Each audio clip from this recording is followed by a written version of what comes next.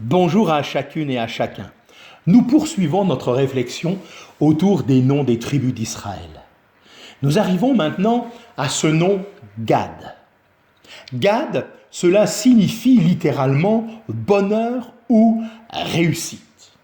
Bien sûr, lorsqu'il s'agit ici de bonheur, de réussite, notre joie n'est pas celle qui consiste uniquement à la réussite sociale, au succès à tout prix, à l'approbation des hommes.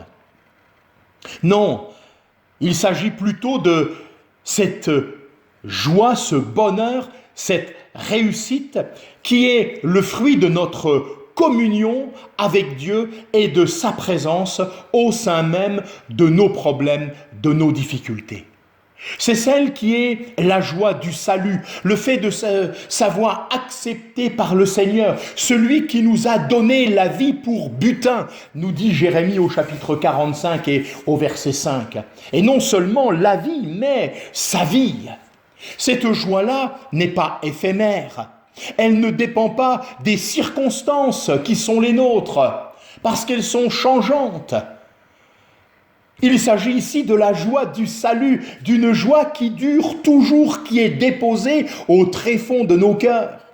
Dans Luc 10, les versets 17 à 20, nous trouvons cette pensée du Seigneur qui va dire à ses disciples « Réjouissez-vous de ceci, vos noms sont inscrits dans le livre de vie, dans les cieux. » Nous trouvons cette pensée dans le psaume 23 au verset 6, ce psaume de David. « Oui, le bonheur et la grâce m'accompagneront tous les jours de ma vie. » Nous avons besoin de cette joie de Dieu. Nous avons besoin de cet esprit de victoire. Nous avons besoin de ce rayonnement, de ce dynamisme.